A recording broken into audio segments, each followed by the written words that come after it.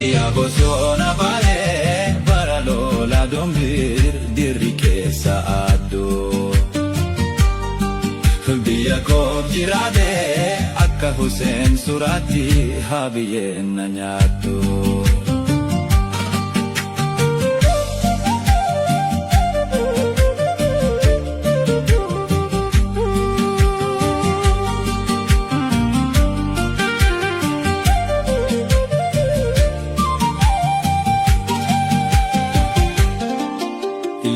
Ganamaanoo keessi isaa gadaayee gocha naftanyaati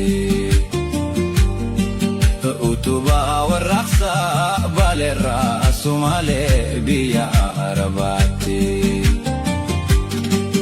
yaa galaana guutuu beekumsaan dabalee bahee lagaa daaree waa hillan isaatti elemoo fi jaarraa warri bakka rowaaree.